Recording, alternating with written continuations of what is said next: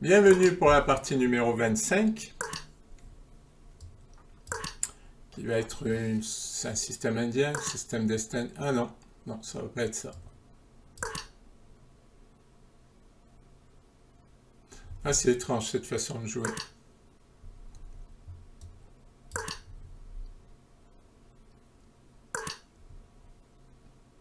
Ah, il va jouer 5.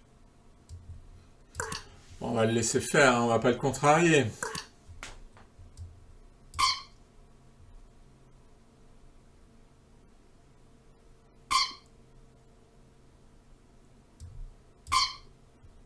Bon, ça échange tout.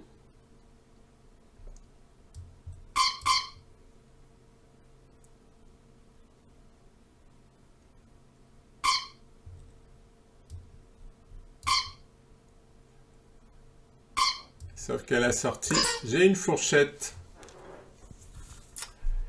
Ah, ça fait plaisir. Je vais peut-être sortir de l'ouverture pour une fois avec quelque chose.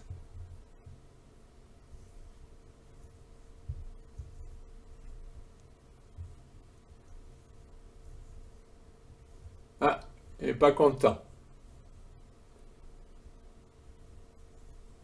Ouais, mais son système d'ouverture, je suis pas sûr qu'il soit si bon que ça.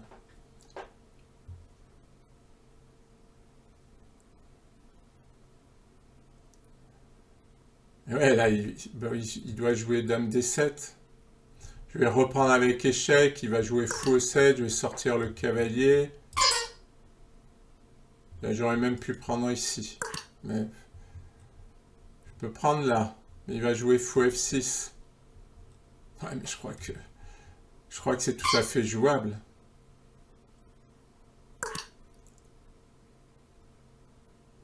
Pourquoi? Parce que maintenant, où est-ce qu'il va roquer? Comment est-ce qu'il va se développer?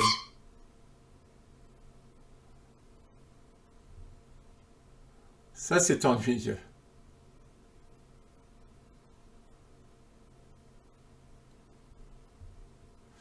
C'est ennuyeux. Est-ce que je peux pas en profiter?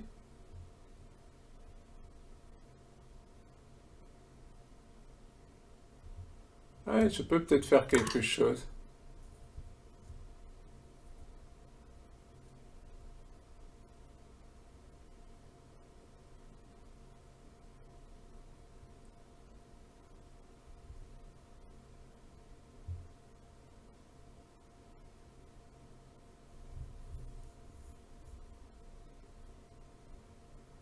Le problème, c'est que je peux pas jouer tour là. Ouais, tour là, ce serait l'idéal.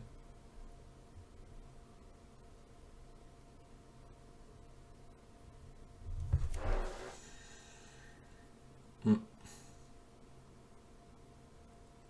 Remarque, oui, comme ça, je perds que la qualité. Oui, remarque, je ferai que perdre la qualité. Bon, allez, c'est pas grave. Alors, on en est à 5, 3, 4, 6. J'ai un pion. Évidemment, c'est l'arroseur arrosé.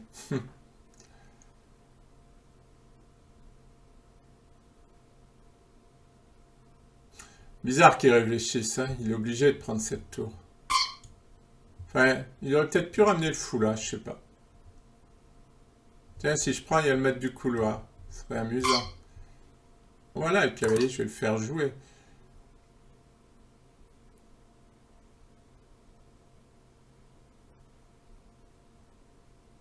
Maintenant, non, je menace même pas. Je menaçais même pas, en fait. Parce qu'il m'aurait fait une enfilade qui prenait ici. Allez, on va commencer à tenter les grandes manœuvres. Avec l'idée F4, cavalier G6 en avant.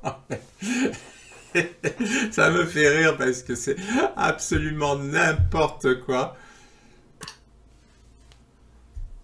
Bon, je vais peut-être arriver à le placer. Hein. Ce serait drôle que j'arrive à jouer cavalier G6. Mais je n'y crois pas. J'allais dire que si je plaçais cavalier G6, c'était... Qu'est-ce que je peux faire dans une telle position? Il menace tour D2. Ma tour, elle peut pas jouer. Elle n'a pas de case.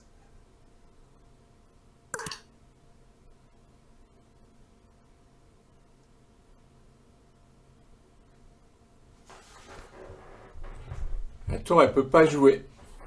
C'est triste. Ah ouais, peut-être pour jouer cavalier D5.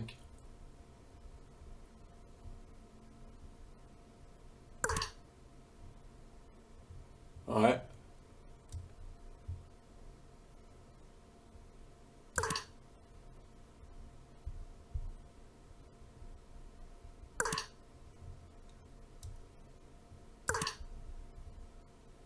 Il y a de la chance, hein, parce que... Ah, il l'a pas vu. Il l'a pas vu. Bon, je retrouve un peu vie, mais un tout petit peu.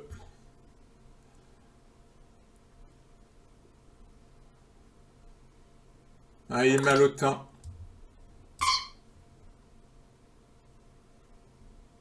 Et maintenant, je vais prendre en F5. Attendez, je vais retrouver plus que vie si ça continue. 5-4. Je sais pas comment elle est la finale. Et si je continue comme ça. Eh oui, maintenant j'ai l'attaque. Oh là, il est mal maintenant, tout d'un coup, après tour D1. Alors, je menace ici, je menace échec, je menace... Bah, lui, il peut abandonner, là, il lui reste 10 secondes.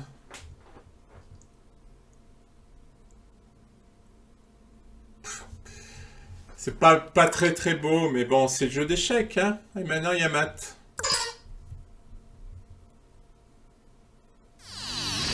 Il était obligé de jouer dame G7 et je faisais tour mat. Merci pour votre attention et à bientôt pour de nouvelles parties. Bon, je dirais presque une nouvelle fois, pas grand chose à dire, mais c'est vrai que, en fait, on parle aux échecs d'arnaquer, c'est-à-dire qu'on a une moins bonne position et on finit par gagner alors que théoriquement on n'aurait pas dû. Ça fait partie du jeu parce qu'on est en blitz, on fait des mauvais coups, on se retrouve mal et puis après on fait des bons coups. Et lui il fait des mauvais coups, mais c'est normal. Même au-delà du blitz, hein, dans toutes les parties, si vous regardez en un coup la partie a basculé, là, pour tous les meilleurs joueurs du monde, ben, c'est pareil. Hein, ils ont une position égale et tout d'un coup ils font une bêtise et pfft, la partie disparaît. Ça fait partie du jeu, on est des êtres humains.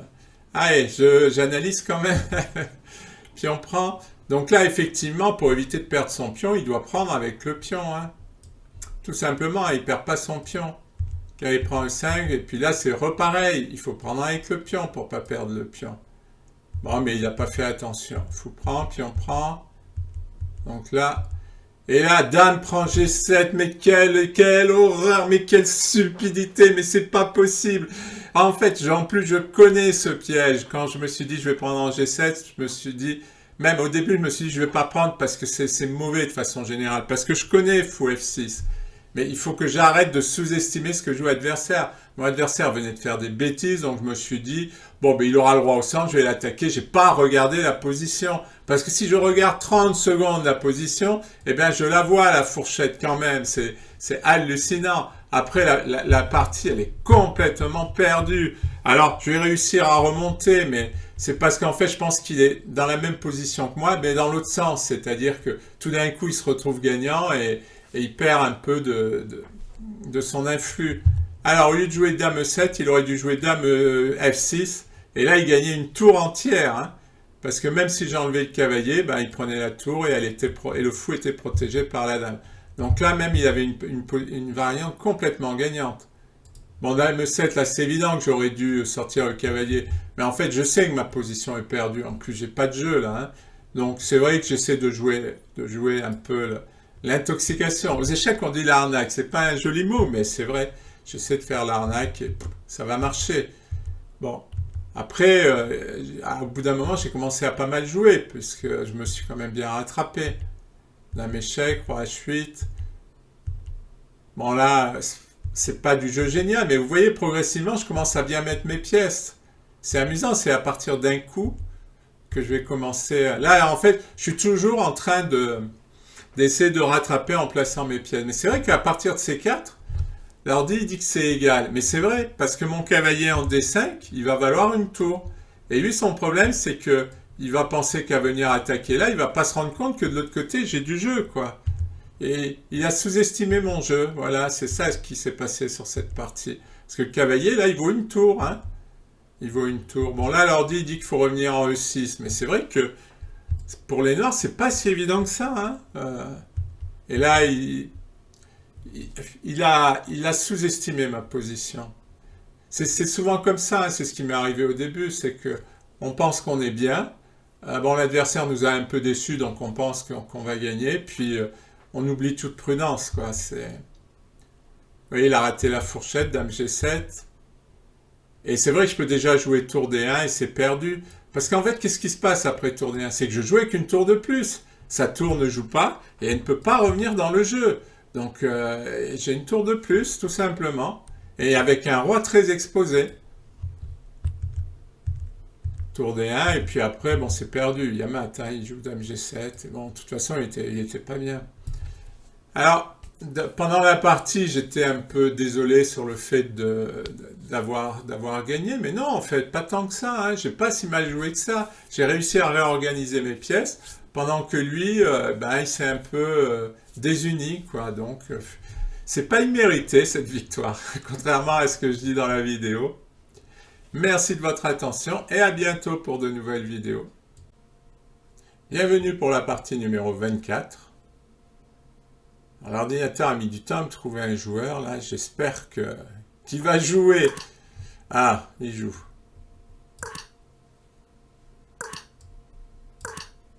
Ces parties là qui sont pas jouées en fait, qui sont enclenchées et pas jouées, moi je trouve que il devrait les faire compter pour le Hello. Parce qu'il y a plein de joueurs qui abandonnent enfin, qui enclenchent la partie et qui la jouent pas. Et puis voilà, et on perd 20 ou 30 secondes et puis ça devient vite énervant. Bien, il veut jouer E5. Il va jouer H3. Je cache le fou pour plus tard. Parce que dans ce genre de variante, souvent, ce qui arrive, c'est que les noirs oublient le fou. Ah.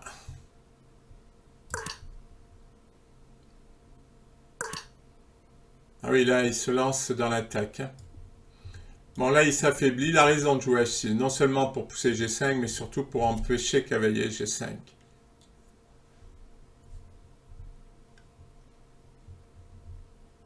Bon, je sais pas trop. Je sais pas trop. Mon idée, c'est B4, mais après, je suis embêté parce qu'il y a cette diagonale. Ah, et visiblement, cette stratégie, c'est pas se jeter sur l'aile roi. Je pense qu'il a fait H6 pour empêcher cavalier G5. Mais bon, cavalier G5, c'était pas possible. Il y avait la dame de toute façon. Mais je pense que c'est... Ah non, je me suis trompé. Il veut bien jouer l'attaque à tout va.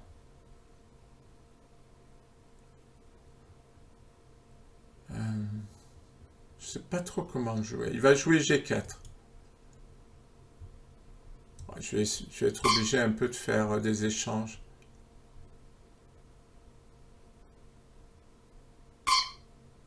Voilà, comme ça, j'ai plus cavalier. Et bientôt, plus de lame. Hop, voilà. Ça, c'est pour lui expliquer que sa stratégie d'attaque, elle m'intéresse pas. Comment il va défendre? Ouais, c'était pas une bonne idée. Il voulait attaquer. Pourquoi il échange les dames s'il veut attaquer? Maintenant, ça c'est une des faiblesses quand, dans ce type de structure de pion. Et il peut pas la défendre. Enfin, si, il peut défendre avec tour D7, mais là, ce serait quand même un peu triste. Bah, il va être obligé, hein. Ah bah non. Il veut me piéger? Il veut jouer tour D2? On va pas le laisser faire. Il en veut, mais non. Là, cette fois, ça marche pas. Qu'est-ce qu'il fait? Pour la xème fois, mais qu'est-ce qu'il fait?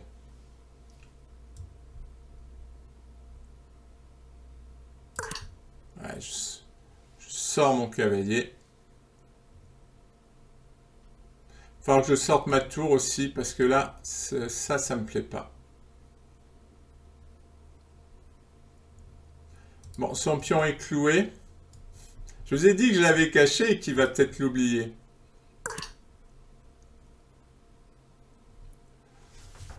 Ça, c'est une déclaration de guerre. Ah, mais je gagne un pion. Pion prend.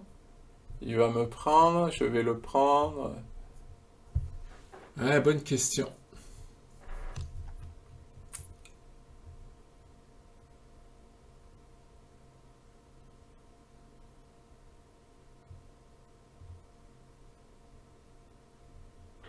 Pion prend.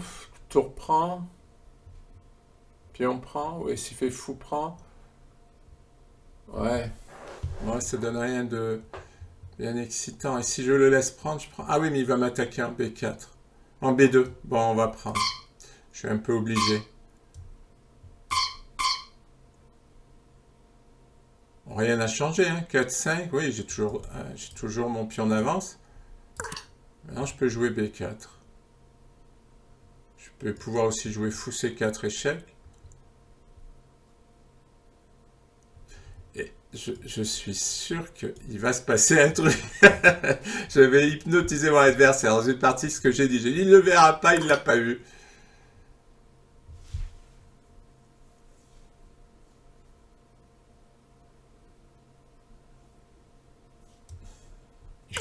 Ah, mince, j'ai oublié qu'il... Oh, c'est pas vrai, j'ai oublié qu'il attaquait.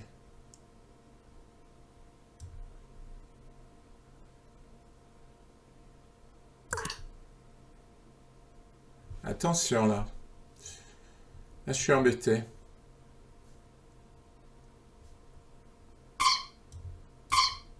Parce qu'il va rentrer.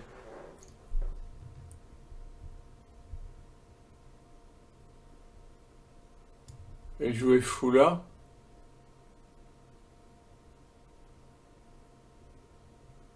Finalement, ah, il y a une découverte. Bon, pour l'instant, ça prête pas. Il est en train de monter. Je vais sortir de cette découverte.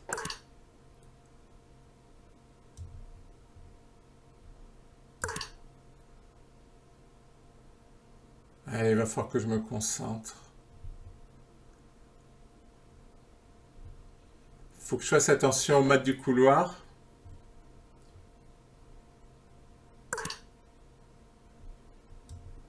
Ça, je dirais que ça m'arrange. Il essaie de m'enfermer mon fou. Ah, il va avoir des échecs. Hein.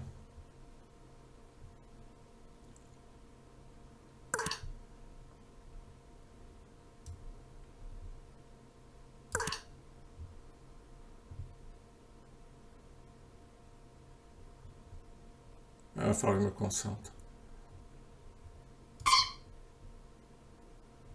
Ah, il a ça. Mais j'ai une enfilade. Il a échec.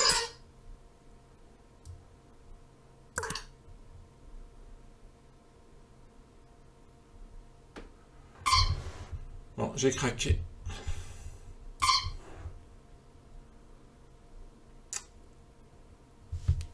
Bon, c'est égal, mais j'ai craqué. J'ai perdu mon pion. J'ai paniqué.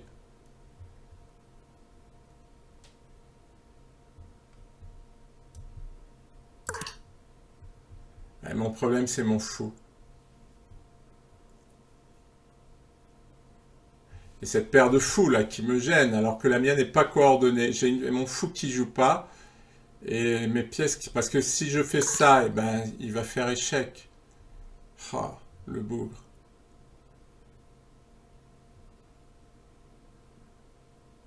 Si je joue G3, il va faire F3. Et maintenant, il menace fou là.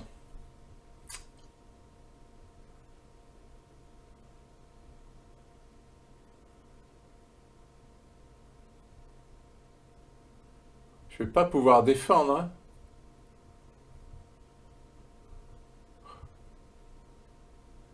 Il faut que je bouge le roi. Oh, c'est pas beau ce que je vais faire. Ah, il va me prendre. Ouais, j'y arrive pas. Je n'y arrive pas.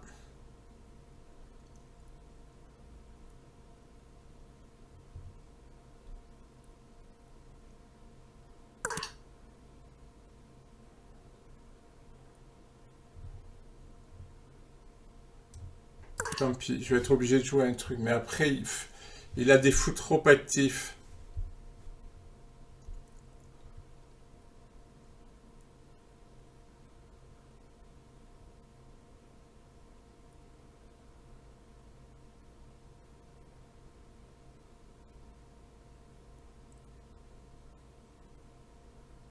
Après, il va mettre son fou là, il va m'attaquer là, hein.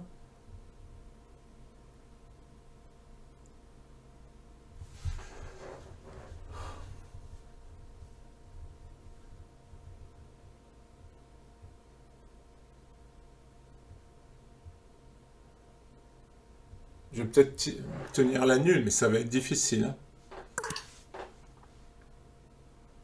Ah, il fait ça comme ça. Non, ça c'est une erreur. C'est une erreur, mais il faut que je prouve.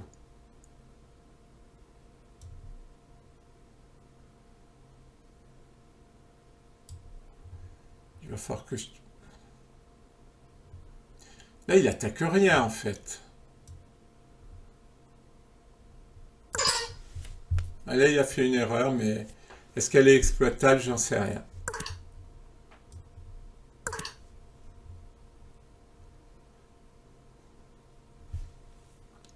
Il n'y a plus le mat du couloir.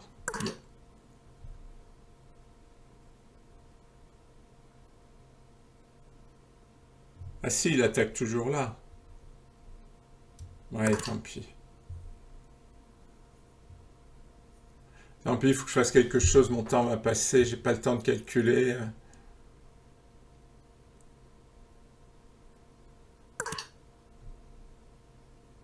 Mais là, il veut être trop parfait dans ce qu'il fait.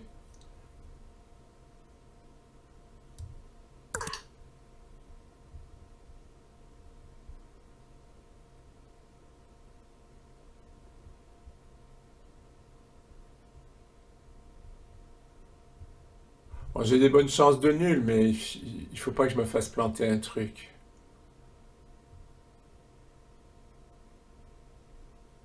Déjà, fou prend F2, fou prend, tour prend, il menace G2, comment je défends? C'est pas possible que je me sorte pas de ce truc, hein. Non, j'ai de la chance, il fait n'importe quoi, mais... On va faire échec.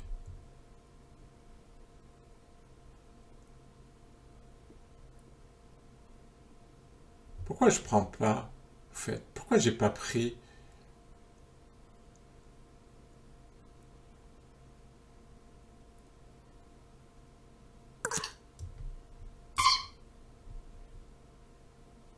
Là, il a fait une bêtise, hein. Vous voulez mon avis, il a fait une bêtise.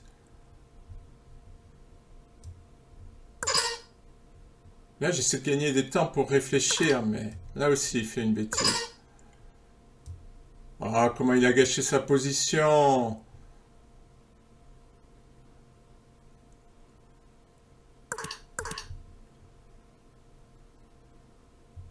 Je sais pas si je lui propose nul, il va pas vouloir. Mais c'est nul.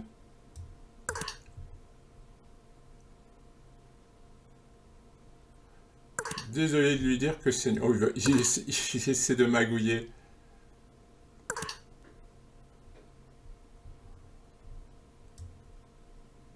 Il va essayer de rentrer, là. Mais il peut pas. Il peut pas, je prends son fou. Il fait n'importe quoi, heureusement.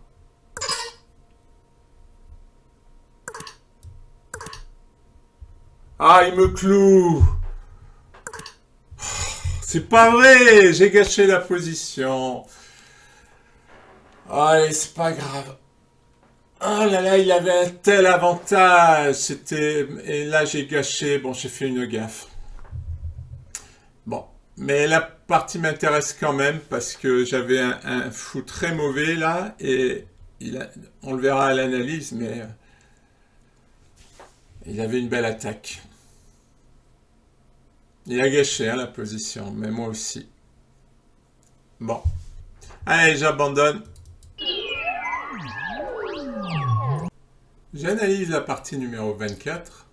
Et donc, pas tant de choses que ça, mais des petits détails. Mais c'est vrai que c'est ces petites imprécisions qui font tout, quoi.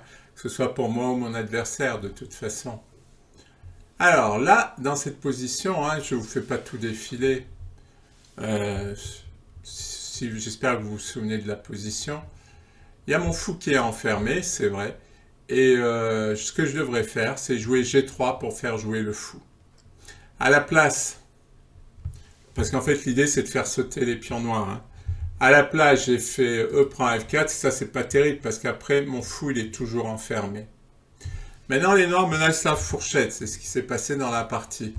Donc j'aurais dû jouer tour C5 pour empêcher la fourchette et puis pour venir défendre par là. Vous voyez, c'est des petits détails, mais c'est ça qui font la partie. Hein. Allez, roi F1, fou B2, et après j'ai des gros problèmes, évidemment. Fou B5, bon, il a un peu de chance aussi, parce qu'il a ce coin intermédiaire d'échec. Fou prend B4, tour prend A7, mais c'est tout à fait jouable des deux côtés, c'est que, bon, ça se tient à pas grand-chose. Tour B1, c'était mieux. Dans la partie, j'ai joué roi H1. Roi H1, évidemment, c'est pas bon. Je sais pas pourquoi je suis allé jouer roi H1. Mais tour B1, ça fait une enfilade sur les deux fous. Fou D2. L'idée, c'est que les blancs ne peuvent pas prendre le fou, sinon il y a le mat du couloir. G3. Et là, toujours la même idée, G3, c'est pour ouvrir le fou. J'avais un mauvais fou et à aucun moment, l'idée m'a traversé la tête d'essayer de le libérer. Mais j'aurais dû le faire. Je savais que j'avais un mauvais fou, mais je sais pas, j'étais comme paralysé. Et si par exemple il joue F3, et bien cette fois je vais pouvoir ouvrir. Et après, je pourrais faire passer le fou, voir le roi. Enfin, je vais avoir...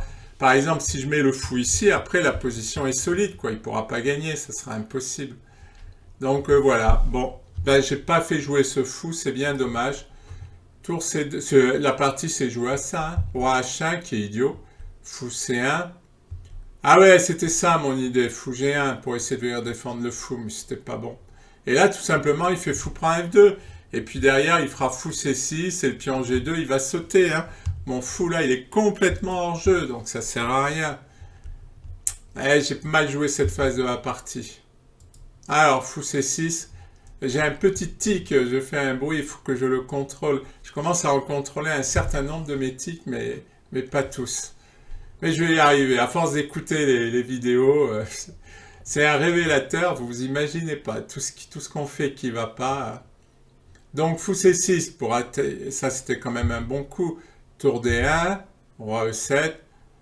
Et là, fou G6, il fallait faire fou G6. Pourquoi ? Parce qu'à la place, j'ai joué fou B3 et il gagne un temps, une fois de plus. Il gagne un temps. Ah, je refais ce petit truc, mais fou, c'était pas bien. Allez, tour C1, roi D6.